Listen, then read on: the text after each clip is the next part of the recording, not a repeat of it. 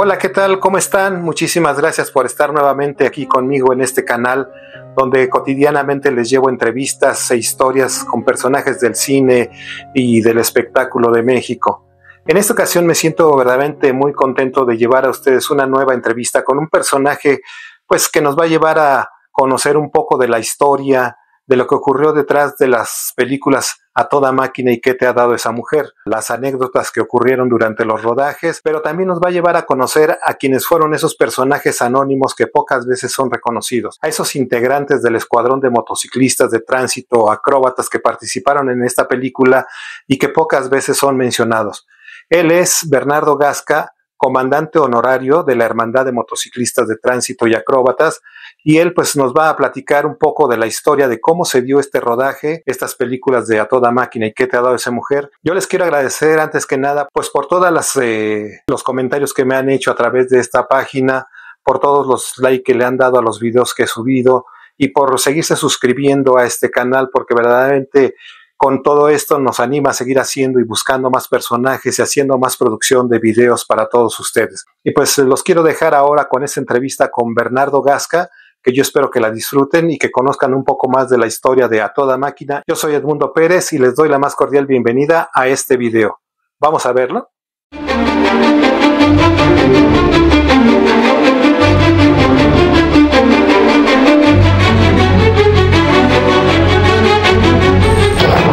Historias, mitos y tragedias del cine mexicano con Edmundo Pérez.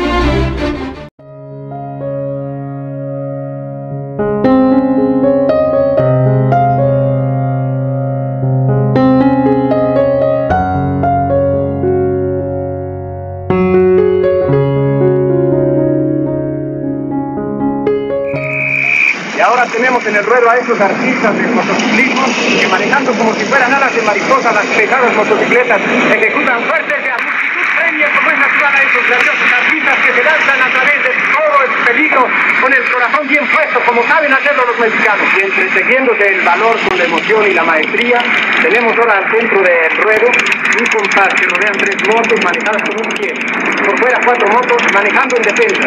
Y vemos cómo es natural que el aplauso en capitales extranjeras haya premiado a nuestros artistas como lo está haciendo el público de México con todo el corazón. Quiero presentarles a ustedes a mi querido amigo Bernardo Gasca, comandante honorario de la Hermandad de Motociclistas de Tránsitos, que este día nos va a hablar de la película A Toda Máquina y sobre todo de la historia de este grupo de motociclistas que se hicieron tan famosos en estas películas. Bernardo, me da mucho gusto poder tenerte en este canal. Realmente es un privilegio contar contigo. Muchas gracias por la invitación, la consideración a participar en tu programa, en tu página, que la verdad es que es todo un éxito. Gracias. Un contenido bastante rico en cuanto a historia y cultura de nuestro México y de la historia de ese gran cine mexicano. Gracias, Bernardo.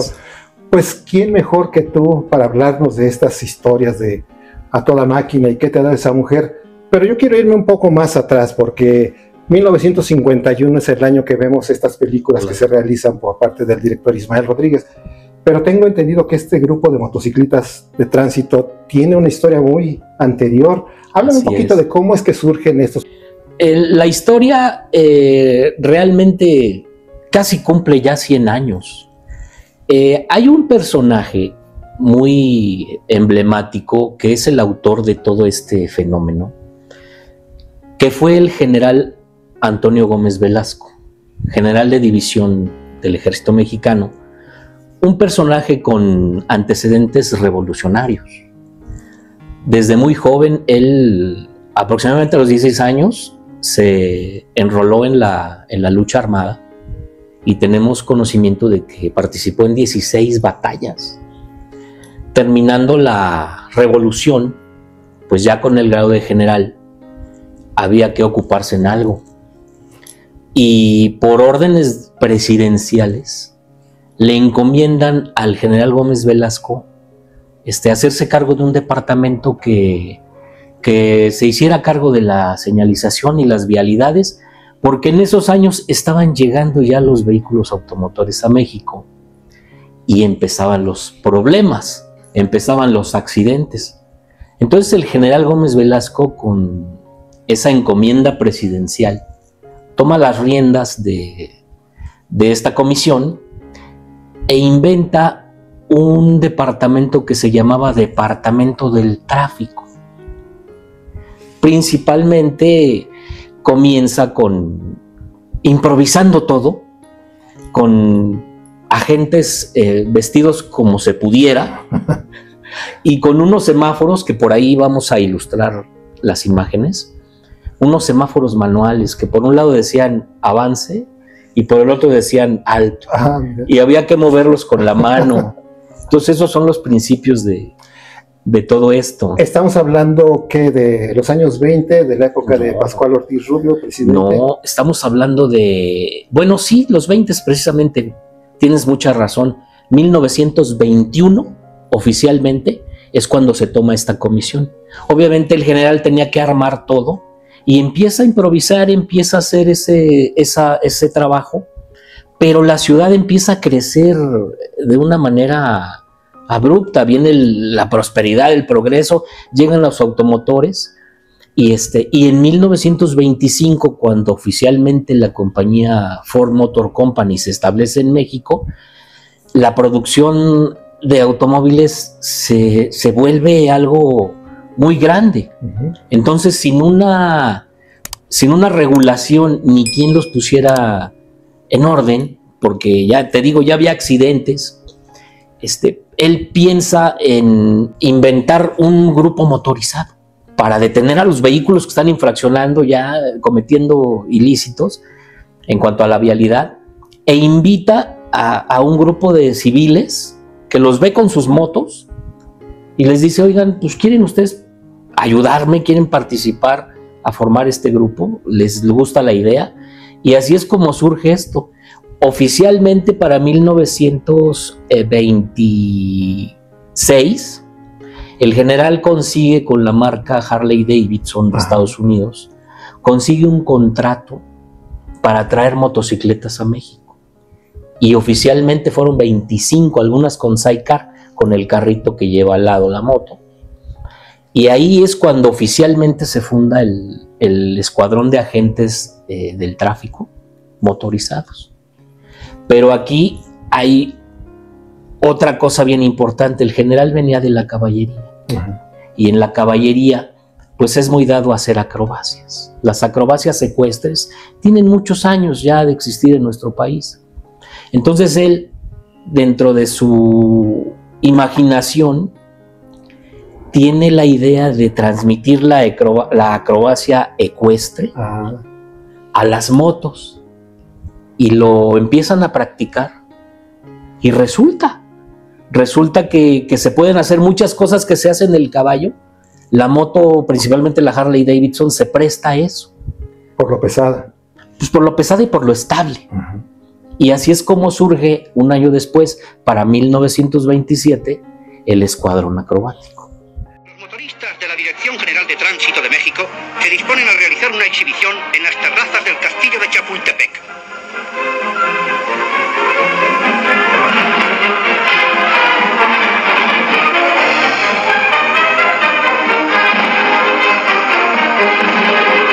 Tienen fama por su comprobada pericia y por sus dotes acrobáticas. Dominan enteramente las máquinas y se entregan a toda clase de arriesgados equilibrios. Son los verdaderos cosacos del motociclo. Lo mismo conducen sentados que en pie.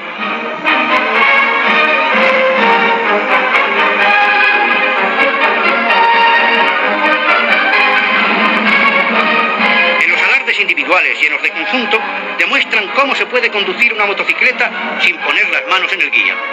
Varían los ejercicios y los números constantemente.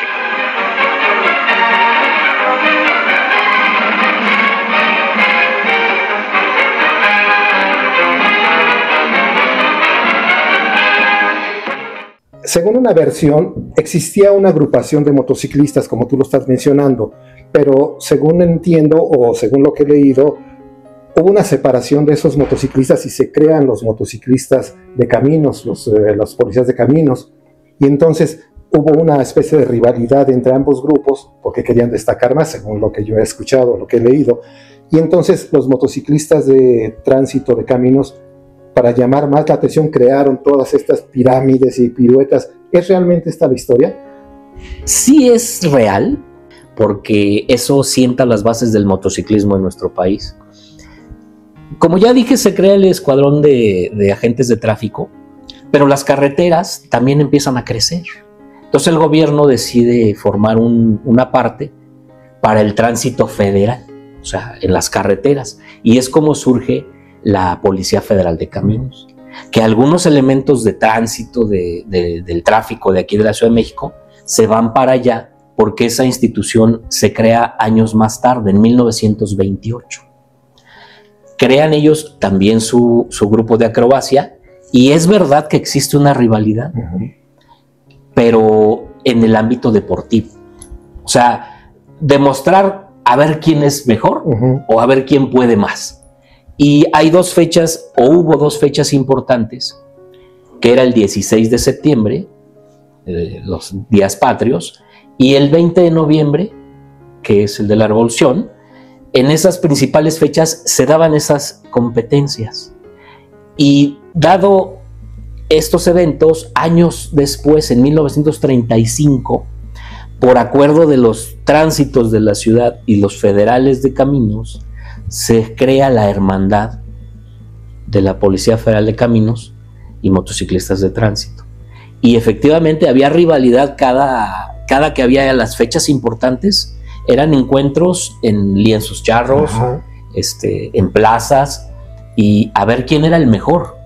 Pero todo esto terminaba de manera amistosa y terminaban en comidas y convivencias. Pero se dio por muchos años. Por muchos años existió esa rivalidad que efectivamente es real. Ahora, 1951 se filma esta película que es A Toda Máquina con Pedro Infante. ¿Cómo es que llegan a Pedro Infante este grupo de motociclistas al cine? Porque otra de las versiones que yo he escuchado es que en aquel entonces empezaba a haber cierta corrupción de parte de los grupos de motociclistas de tránsito y se quería dar una imagen positiva a los policías. Entonces Ismael Rodríguez decidió, junto con el general, crear esta película para reivindicar el nombre de los policías. ¿Es cierto eso también? Sí, sí. Incluso don Ismael Rodríguez, que fue un cineasta maravilloso, lo dijo en una entrevista, que ya habían cosechado varios éxitos con Pedro Infante, nosotros los pobres, ustedes los ricos, y él mismo lo dice en una entrevista, que tenía la idea de fabricar algo. Entonces me parece que cita a Pedro Infante, esto en palabras de don Ismael, y le dice: oye, pues tengo una idea, te voy a vestir de policía. Entonces me parece que a Pedro Infante no le agradó mucho, ¿no? Porque ha de haber dicho, pues, ¿cómo de policías? Y como que no los quiere mucho la gente, ¿no? Pero don Ismael le dice: no, tú tranquilo, ya tengo un proyecto. Y solicita una audiencia con el general Gómez Velasco, director de tránsito, y le platica el proyecto. Y afortunadamente el general era del agrado el trabajo cinematográfico de don Ismael, y le da luz verde, le dice que sí. Pero esa es la parte verdadera de cómo se dio la idea. Y efectivamente querían mejorar un poquito la imagen de los que se portaban mal, sí, ¿no? Es totalmente cierto. ¿Quiénes eran los policías que conformaban? No, yo sé que son muchos, pero algunos de los nombres que usted recuerde de ese agrupamiento que participó en la película. Bueno, estamos hablando de 1950. El antecedente se ha dado gracias a la contribución de las familias, principalmente de esos oficiales, las hijas, los hijos, los nietos y hasta los bisnietos. Es por eso que tenemos la información de buena fuente, ¿no? El general, ya constituido el escuadrón acrobático, les dice: a ver, hay un proyecto, van a venir a prepararse Luis Aguilar y Pedro Infante, porque van a hacer una película con ustedes, se trata de esto y esto. Y obviamente, pues cuando a los oficiales les ordenan algo, están acostumbrados a obedecer y hacer las cosas lo mejor posible, ¿no? Entonces, encuentros por fin llegan en 1950. Poquito antes de empezar el rodaje, se empiezan a concentrar en los campos de Balbuena, que en ese tiempo pues eran llanos, planicies idóneas para la acrobacia. Y sí, se presentan Pedro Infante, Luis Aguilar, Don Ismael, con el escuadrón acrobático, los acróbatas, ya con la encomienda que tenían sabida de que los tenían que entrenar, comienzan. Y incluso hay fotografías, vamos a mostrarlas, donde aparece Pedro Infante con una gorra como esta, que es de tránsito, con ropa de civil, unos jeans. Y muchas veces la gente ha dicho, no hombre, estaba imponiendo una moda. La realidad es que son pruebas de vestuario, porque abajo de los jeans trae las botas de montar, que se les llaman botas Federicas. Cuando están nuevas son muy duras, entonces había que aflojarlas. Esas son pruebas de vestuario, pero bueno, la gente lo identifica como como que está imponiendo una moda, y pues es muy válido también, sí, ¿no? Algunos oficiales involucrados, hubo uno que se involucró de manera muy especial con Pedro Infante, que es el oficial Francisco el Indio Sandoval.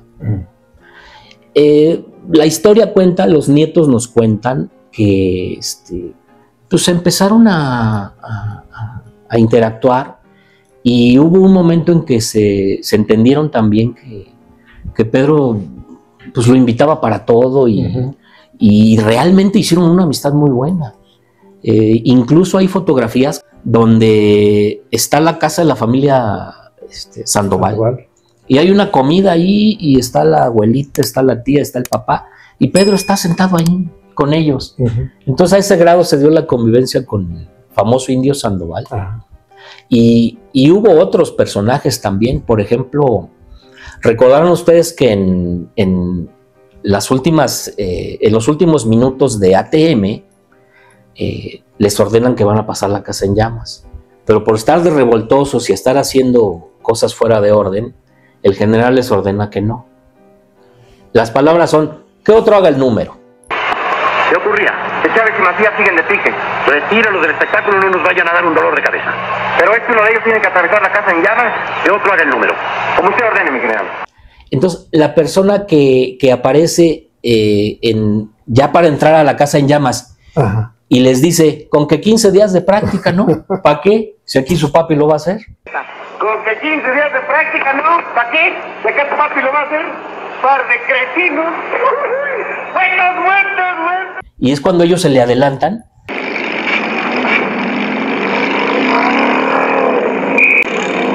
Se va cerrando el paso, se van a matar, ese más. Ese oficial se llama Hugo Martínez Rubio. Él era comandante de acrobacia en ese momento. Y tuve yo la suerte de tener contacto con su hija. Pues nos platicó lo que el papá les platicaba, que fue una amistad también muy bonita con él. Hay fotografías dedicadas por parte de Pedro al oficial Rubio. Y pues vaya, son cosas muy valiosas, ¿no? ¿Quién de todos estos agrupamientos, porque seguramente Pedro cuando llegó ahí no sabía ni siquiera montarse arriba de alguien, ¿quién le enseñó a hacer estas pirámides, estas acrobacias a Pedro? Pues fueron varios. Ya nombré al oficial Sandoval, al oficial Martínez Rubio. Hay otro personaje que se llama Raúl Peralta de la Pascua, que también sale en la película, también contribuyó a enseñarle cosas. José Raúl Peralta. Vueltas cortas y llegada de media luna. Señor. Con eso basta. Retire la moto y pase aquí con los demás. Está también Carlos Luna Rodríguez. Es un personaje bien importante porque tiene tomas muy específicas en la película y realmente es un oficial de verdad. Él también le contribuyó muchas cosas a Pedro. Como están acostumbrados a trabajar en equipo, cada uno le aportó una cosa que él, por lo que se sabe, pues era muy inteligente para captar las cosas a la primera.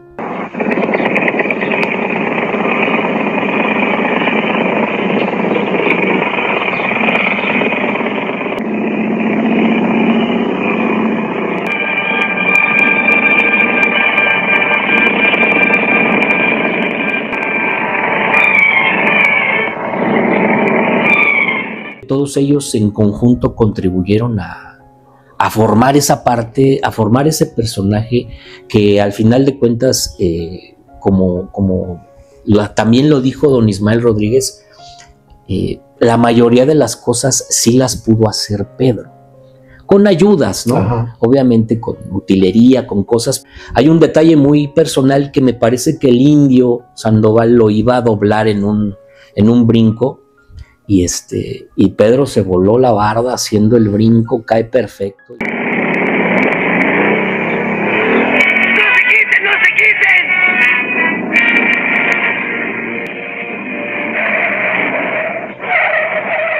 Y pues gracias a la guía y a la enseñanza de los acróbatas, ¿no? Y creo que pues fue un éxito total la película. Yo me parece que está considerada dentro de las 100 mejores películas y ha generado en nuestro país un movimiento del motociclismo como no se esperaba. Yo creo que después de haber filmado las películas, don Ismael y todo el equipo de producción nunca se esperaron la trascendencia que esto iba a tener. O sea, estamos hablando de casi 70 años de que se hizo la película, y nosotros a veces salimos a la calle con este uniforme muy poquito, nada más a eventos o algo, y la gente inmediatamente se asoman de un carro y te dicen a toda máquina y parece que va a llover. Es algo que se quedó plasmado en el pueblo de una manera muy bonita. Estas películas eran en blanco y negro y vemos a Pedro ahí en la motocicleta portando su uniforme elegante. ¿Esos uniformes en ese momento eran igual a color café, color crema, o eran diferentes? Este es el uniforme original. Los colores, es un saco inglés de color café, la corbata de la misma manera, una camisa color beige, y el kepi es en estos colores de esa época, con estas insignias son de esos años. Así se usaba. Va complementado con un pantalón de montar de este mismo color y unas botas de montar color café. Por ejemplo, en este uniforme que usted trae, ¿qué significa el ala que trae esta insignia? ¿Qué significan esos moñitos o correitas que trae? Bien. Estas insignias, bueno, pues son del Distrito Federal, puesto que son agentes del Distrito Federal. Que esas vienen siendo Distrito Federal de aquella época. De aquella época se llegaron a usar hasta que le cambiaron el nombre de Ciudad de México. Ciudad de México. Sí. La placa es con las aristas de tránsito. El ala, pues, está muy relacionada a lo que es el motociclismo. Las leyendas, que son Departamento del Tránsito, Ciudad de México. El significativo que dice motociclista, y el número que se alcanza a ver aquí es el 54, que tenías tú asignado un número. O sea, el agente 54 era yo. Ajá. Por decir un ejemplo, que originalmente esta placa perteneció a un motociclista de esas épocas que se llamó Enrique del Callejo, y esta placa yo la porto porque su familia me hizo el gran honor de regalarme. Entonces, pues se porta con orgullo. No es de la época, vaya, de la época actual, es de esos tiempos. Este cordón es el cordón de gala que se utiliza en escoltas. Este es un gafete con el nombre de la institución y el nombre del oficial, y estas alas pertenecen a la hermandad de la que hablamos hace unos minutos, que es la hermandad de la Policía de Caminos y Tránsito. Ajá. El escudo del Distrito Federal de Vialidad y el agrupamiento de motopatrullas, que fue el último que existió. Las charreteras, que son, algunos llamamos palas, que indican el grado que uno tiene. Estos grados, curiosamente, son los mismos que usa Pedro Infante en la película. Uh-huh. En esa época eran de teniente, pero actualmente son de policía segundo o de sargento segundo. Entonces en la película Pedro Infante era teniente, según lo que estamos viendo por los grados que tenía él también. Por los grados y por algunos diálogos que él realiza con algún otro actor, que le dice, de nada, mi teniente. Ajá. Y en alguna ocasión le vuelven a decir teniente. Espera, tome nota. Pedro Chávez se cambia al siguiente turno con Luis Macías. ¿Con Luis Macías? Sí, señor. Él acaba de pedir cambio de turno y se le concedió. Ajá, ustedes no pueden ir separando. Entonces mejor déjeme donde estabas. Ahora se aguanta. ¿Ustedes creen que estamos jugando a los soldaditos? A trabajar al turno de Macías. Gracias, mi comandante. De nada, mi teniente. ¿Por qué después de que terminan las películas le dan el grado de comandante honorario? Este título, por amistad, por compañerismo de la producción, ¿por qué se lo dan a él con ese cargo tan importante? Sí, en otra entrevista, don Ismael Rodríguez cuenta que durante las filmaciones y después de las mismas, de las dos películas, se integró un equipo muy, muy bonito. Esas son palabras de él, que se integró una amistad muy buena, y entonces fue iniciativa del general Gómez Velasco, el director de tránsito, nombrarlos comandantes honorarios. Se le hace el nombramiento a Pedro Infante, a Luis Aguilar. Aparte de usted y de Pedro, ¿quiénes han tenido esa credencial, comandante? Pues, primero, porque nada, fuimos Pedro y yo desde que hicimos toda máquina, entonces tránsito, nos hicieron comandantes honorarios. Después de eso, me siguieron dando a mí mi credencial año con año con año. Pero últimamente sé que a Ismael Rodríguez, que nos dirigió en la toda máquina que toda máquina, le dieron su credencial. A Pedro de Urdimalas, que fue compositor y ayuda mucho a Ismael y a todo, es comandante también. A Pepe Infante y a mi compadre Ángel Infante, que está también igual que Pedro. Se les nombra comandantes honorarios pues por lo que se logró, la verdad, con las películas y el grupo tan bonito que lograron. En alguna ocasión hemos tenido la oportunidad de ir a rendir homenajes, y se les hace el pase de lista, y se les nombra comandante honorario Pedro Infante Cruz, Luis Aguilar, como es, y lo van a hacer siempre, son comandantes vitalicios. Dice que yo tuve mucha amistad con don Pedro de Urdimalas, muchos años, y si algo se enorgullecía él siempre fue de ser parte de este grupo de motociclistas, aunque no lo era él 100%, claro. Pero yo recuerdo que a veces nos íbamos a desayunar a algún lugar cercano a su casa por Tasqueña, y siempre se llevaba su kepí. Sí. Siempre. Tiempo antes de que falleciera, a mí me llegó a comentar que el día que se muriera quería que pusieran su kepí en su féretro. Y cuando se murió, se lo cumplieron. Qué bueno. Estaba su féretro y su kepí arriba. Y recuerdo haber estado en esa funeraria y viendo su kepí. Al final de del funeral, recuerdo que sus hijos debatían entre ellos quién se iba a quedar con el kepí.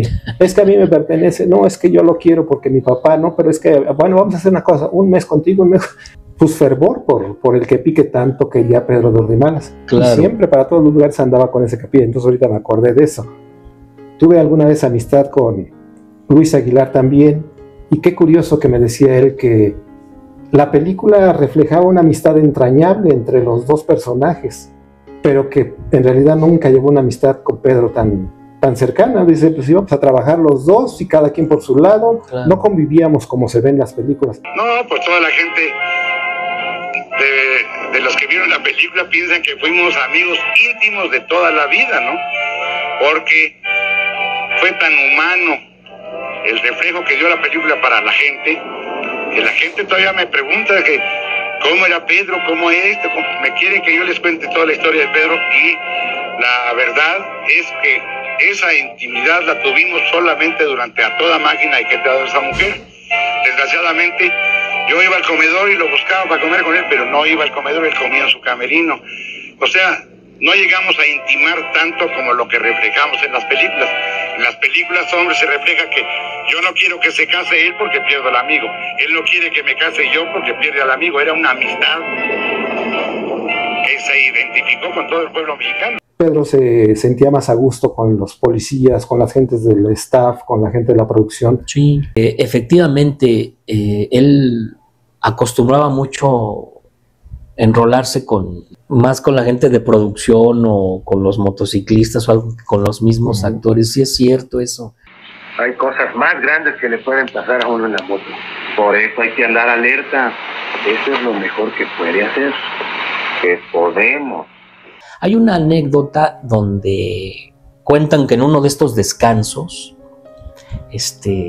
me parece que se salieron a la calle, y eso sí me lo pudo confirmar un general que tuvimos, que lamentablemente ya falleció, general Germán Ríos Casillas, que en estas épocas, pues él era un jovencillo, ¿no? Pero él llegó a ver a Pedro como andaba en la moto en la calle, como si él fuera un agente de tránsito. Andaba en la moto en la calle y acompañado de oficiales reales. Él lo llegó a ver en una iglesia, en un evento en la colonia Peralvillo, poquito después de haber filmado las películas. Pero muchos dicen que le gustaba andar de vacile también a Pedro con el uniforme, multando a los automovilistas, ¿no? Eso cuentan. Parece que hay una anécdota entre él y Luis Aguilar, que se salen de los estudios Churubusco caminando. Me parece que también en un descanso fueron por un refresco a una tienda, tal vez. En esos tiempos no sé cómo serían, pero me imagino que caminando ahí había algo. Y que Pedro empezó a cortejar a una chica, ¿no? Sí. Pero no lo identificó por los lentes. Pero que empezaron a interactuar y la cortejaba, o sea, hacía bromas todo el tiempo. A partir de estas películas, que es cuando ustedes tienen el grupo de motociclistas tienen este convenio con la Harley Davidson, a partir de ahí es que Pedro se enamora de esas motocicletas. Yo pienso que sí. Yo creo que el momento en el que Pedro inicia su afición por la Harley Davidson es a raíz de la película. Las motos que se utilizan en la película son propiedad del gobierno, son del Departamento del Tráfico. Pero de ahí tengo entendido que adquieren una motocicleta para las últimas escenas de ¿Qué tal esa mujer? Hay una motocicleta ya propia, porque esa motocicleta sale en fotografías que tiene Pedro Infante en el gimnasio de su casa, cuando sale en una foto con la moto, pero con el vestuario de dos tipos de cuidado. ¿Eso qué nos dice? Que para 1952 él ya tenía esa motocicleta en su propiedad. Entonces, ahí eso nos dice que sí, le nació una afición muy fuerte por las Harley Davidson, y por ahí hay otra moto, que es una modelo 1955, que parece que pertenece a una persona que se llama Gerardo Leal, en el estado de Guanajuato. Incluso ha salido reportajes que él la tiene, y muestra una factura donde efectivamente aparece el nombre de Pedro Infante. Quiero pensar que es una documentación original. Sí. Y por ahí cuenta la historia que Pedro la compra en 1955, porque la moto es modelo 1955, y poco después se la regala a un comandante que se apellidaba Muñoz Cano. Muñoz Cano también fue integrante del escuadrón de tránsito.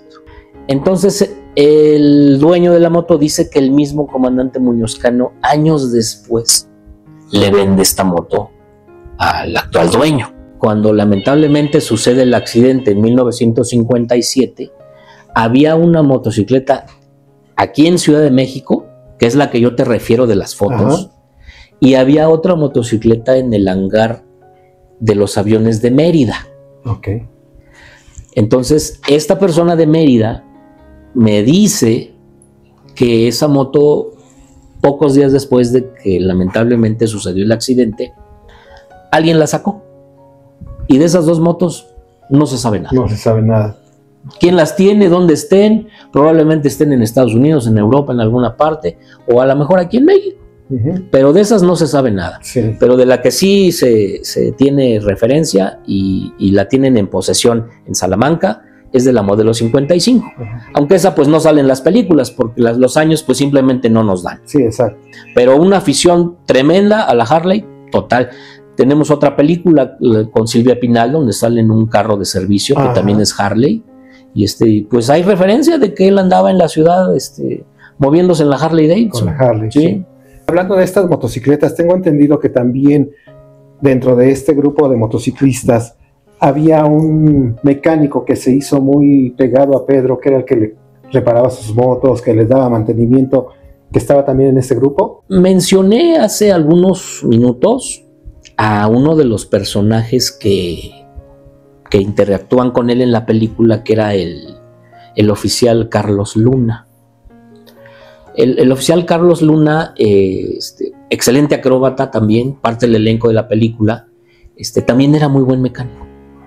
Y en alguna ocasión yo llegué a escuchar por pláticas de oficiales muy antiguos que el oficial Luna en algún momento le ayudaba a Pedro a arreglar su moto y se la mantenía en óptimas condiciones.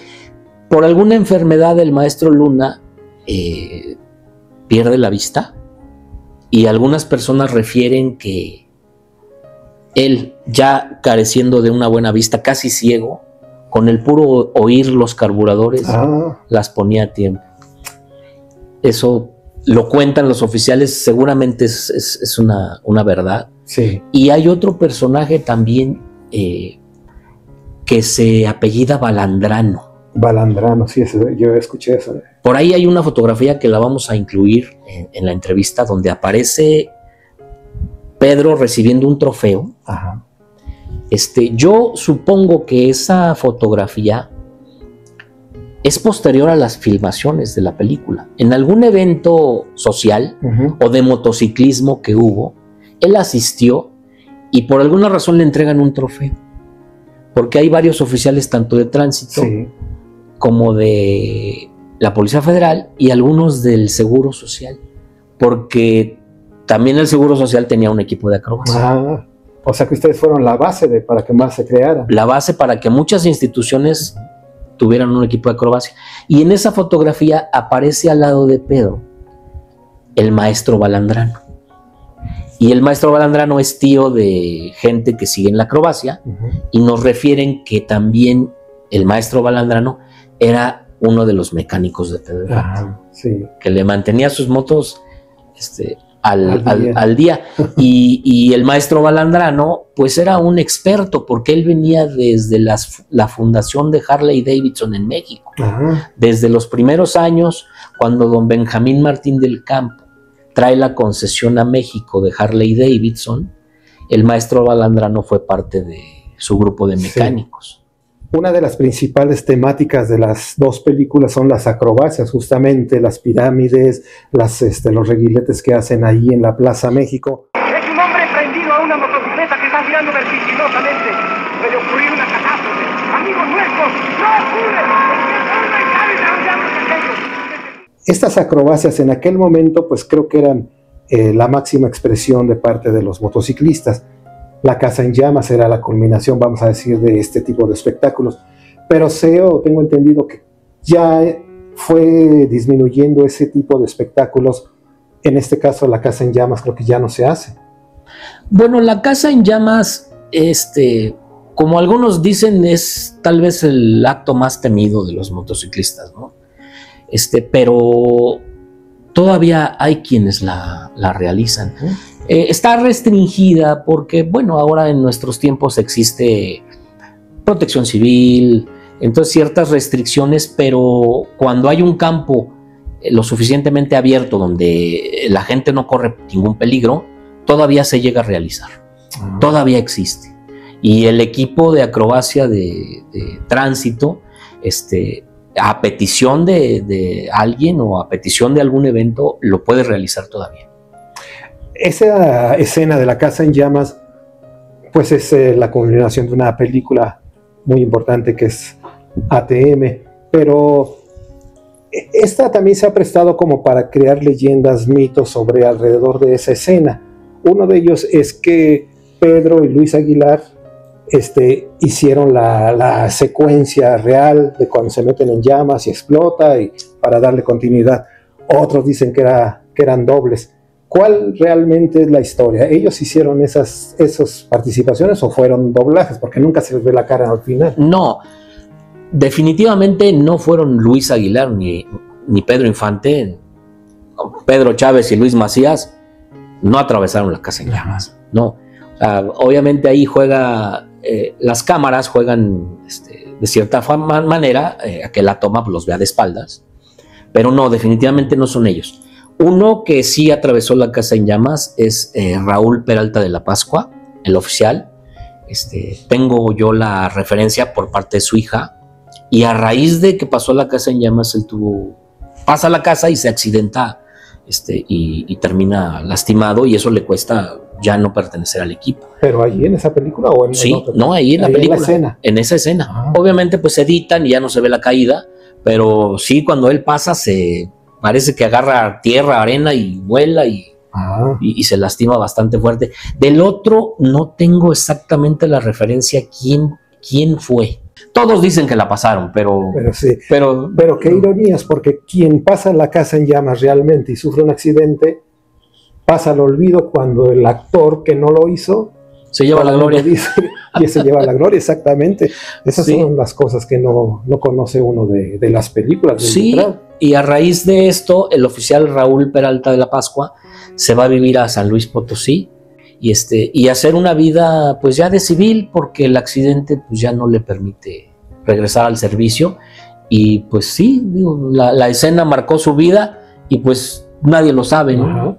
Más que su hija y su familia, que han tenido el detalle de compartirnos esa información, y también un personaje muy importante, el oficial Raúl Peralta de la Pascua.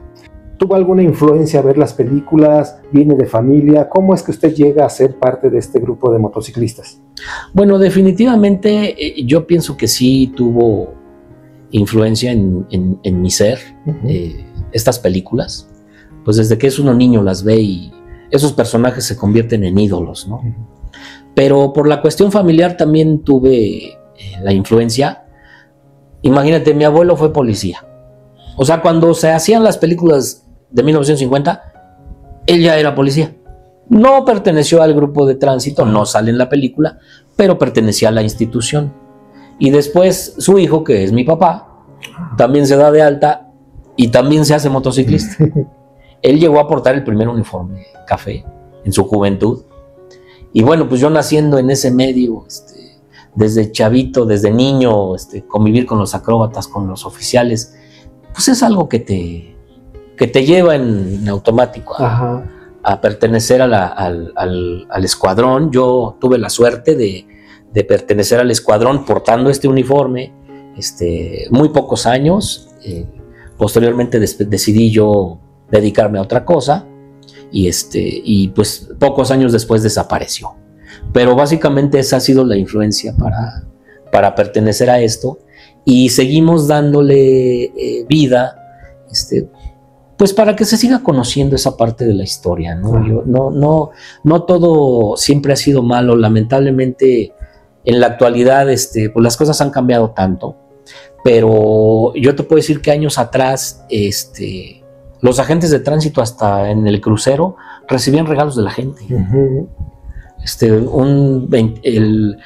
Navidad, Año Nuevo, les llenaban de regalos ahí su crucero. Sí. Y en 1949 la Asociación Nacional de Automovilistas decide nombrar el día 22 de diciembre como el Día del Agente de Tránsito, en reconocimiento a la labor y al trabajo dedicado los 365 días del año por la seguridad de los automovilistas. Entonces, pues, esas son las bases que en algún momento a mí me llevaron a pertenecer algunos años a... ¿Cuántos años estuvo? Poco, estuve yo 6 años. 6 años. Y tenía yo toda la intención de ser acróbata. Pero en ese momento hubo cambios muy fuertes. Los militares tomaron el control de las instituciones y se tornó en algo complicado. Yo mejor decidí estudiar otras cosas y pues bueno, ya no se me hizo pertenecer al escuadrón acrobático, pero sí orgullosamente al escuadrón de motociclistas. Yo una vez saliéndome del servicio público, me dediqué a la aviación. Trabajé para Compañía Mexicana de Aviación. Después trabajé unos años para el gobierno, después trabajé para Aeroméxico y este año ya me retiré. Casualmente este año ya me retiré y pues ahorita estoy en stand-by con algún nuevo proyecto de trabajo. Yo sí tengo la carrera de piloto aviador, pero yo me desarrollé como personal técnico aeronáutico, como sobrecargo.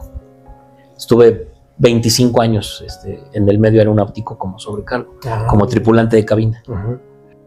¿Cuál cree usted que haya sido la causa, porque también se manejan muchas versiones sobre la muerte de Pedro Infante, el que le falló un motor, que aventaron las cosas desde la ventanilla porque venía sobrecargado, pero usted que ha estado en todos estos ámbitos aeronáuticos, ¿cuál es su punto de vista sobre las causas que pudieron haber causado la muerte de Pedro Infante? Al momento del ascenso del avión, allá en Mérida, parece que la carga se suelta. O sea, la carga viene amarrada. Creo que traían a México pescado y telas o algo así, es lo que yo he visto. Entonces, un avión necesita tener un balance adentro. A esto se le llama centro de gravedad. Entonces, si las cadenas o los amarres se soltaron, obviamente la carga se va a mover y se va a ir para atrás y eso desestabiliza totalmente el avión. O sea, el momento en que la carga se suelta, el centro de gravedad se pierde y ahí es casi una condena porque ya no hay centro de gravedad. O sea, si ellos picaran el avión para recuperarse, la carga se va a ir para adelante y va a pasar lo mismo. O sea, esto no lo podemos saber los que nos dedicamos un poquito a la aviación. Exacto. Que lamentablemente yo deduzco que se les soltó la carga y lo sacó les eliminó el centro de gravedad. Entonces, pues es imposible porque... Y ha habido otros casos igual. Hace muchos años cayó un avión de la Fuerza Aérea en la carretera de Toluca. ¿Recordarás? Sí, quemaron los caballos que estaban por ahí. Ellos llevaban carga de caballos de la caballería del mismo ejército. Era un avión militar. Pero los caballos se soltaron y empezaron a caminar adentro. Entonces, ¿cuánto pesa un caballo? Sí. Imagínate, cargar 10, 15, son toneladas. Si los animales se están moviendo, te mueven el centro de gravedad y el avión se te va y también se cayó. Sí. Entonces yo pienso que básicamente pasó eso. Ahora, dentro de esas versiones que se dicen, que yo creo que son totalmente falsas, de que Pedro vivió y que se salvó del accidente y todo eso, a mí me parece absurdo, por ejemplo, cuando dicen que Pedro se aventó a un avión a esa velocidad. ¿Cuánta altura necesita estar para poder mantenerse, para que un ser humano se aviente y sobreviva? No creo que ni siquiera a 5 metros, y un avión no puede volar a 5 metros, no creo. No, ya llevaban una altitud considerable, no mucha porque era un ascenso, pero no, probablemente si te avientas con un paracaídas, sí, porque así hacen las prácticas de paracaidismo, pero no, caer así no se puede. Sí. Aparte son segundos, entonces él luchando por querer controlar, la gente ansiaría que no hubiera pasado eso, ¿verdad? Yo creo que el negarse el pueblo a aceptar una realidad tan cruda, pues es lo que nos ha llevado a tantas historias que no son reales. Por ahí te quiero platicar también otras historias que yo quisiera aclarar en este espacio tan valioso, que el presidente Miguel Alemán lo mandó a matar y que el indio era su escolta junto con el oficial Suazua. Son cosas, como te digo, que la gente ha inventado por querer mantener viva una historia. En los años 50 la vida en México era muy relajada, era muy segura. Sí había delincuencia, pero no como ahora, ¿verdad? Entonces el querer decir que el oficial Sandoval y que el oficial Suazua eran sus escoltas, no es cierto. O sea, Pedro andaba libre por donde él quería. Eran sus amigos. Y efectivamente, principalmente el oficial Sandoval adquirió como una comisión para acompañarlo, porque hay fotografías que nos muestran esa parte donde Pedro tiene eventos sociales o eventos de cine y el oficial Sandoval lo acompaña.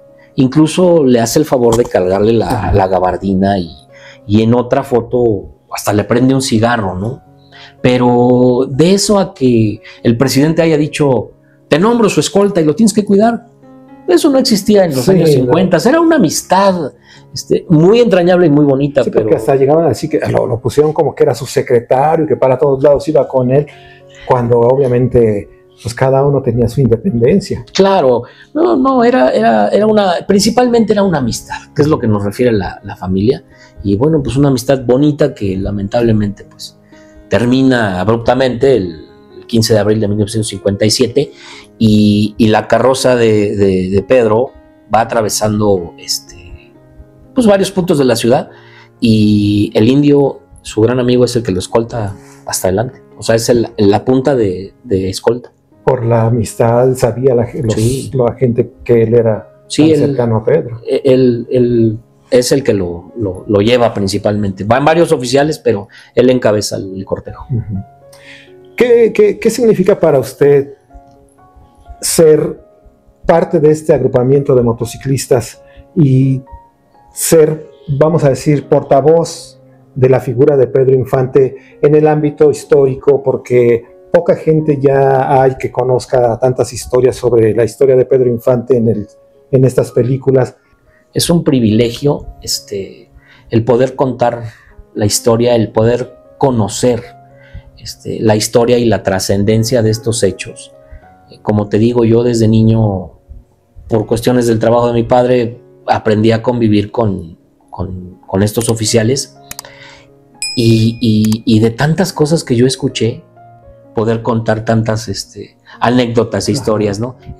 Me siento muy, muy, muy contento, muy orgulloso de poder portar con dignidad este uniforme que representa una época muy importante en nuestra ciudad, en nuestro país, y pues poder platicar, poder compartir estas cosas tan bonitas que son parte de la historia del cine y del pueblo mexicano. No, y sobre todo que usted le está dando el valor a todos estos personajes que son anónimos para nosotros que vemos las películas, porque pues sabemos de Pedro Infante, sabemos de Luis Aguilar, del Indio Sandoval todavía, pero tantos personajes que estuvieron detrás de ellos, que los impulsaron, que los ayudaron, que crearon todas estas historias, pues a lo mejor pasan al olvido, si no es por gentes como ustedes que tienen sus páginas de Facebook donde los están recordando continuamente.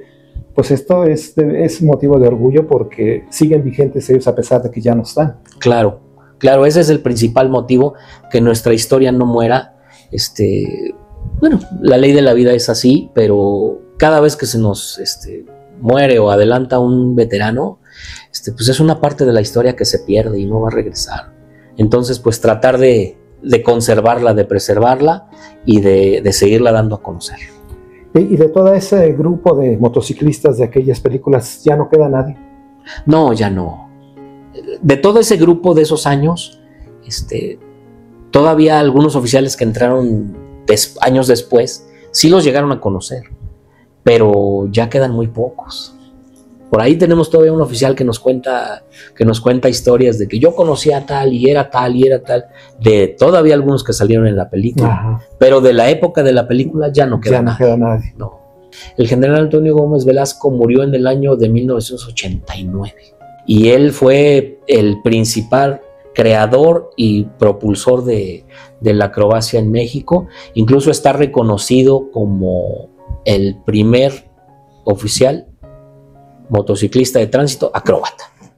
Pues me da muchísimo gusto poder platicar con usted, Bernardo, y yo le agradezco por estas vivencias, por estos recuerdos, estas anécdotas, porque la gente siempre está interesada en conocer, pues más allá de la historia de Pedro Infante, más allá de su vida, conocer estos detalles detrás de las películas, y yo le quiero agradecer por haber permitido que llevemos a la gente sus vivencias personales también.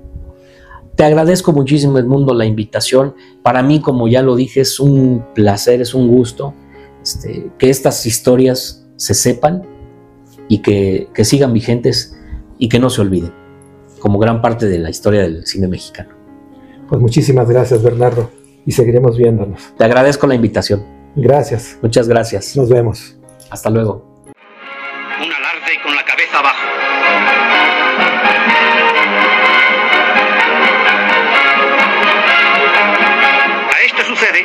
llamada Suerte Romana, que recuerda por su composición a las cuadrigas y donde todos los esfuerzos han de estar sabiamente dirigidos y coordinados para que la pirámide humana no se derrumbe. La exhibición termina con un nuevo alarde de armonioso giro que confirma la increíble seguridad de este equipo motorizado de México.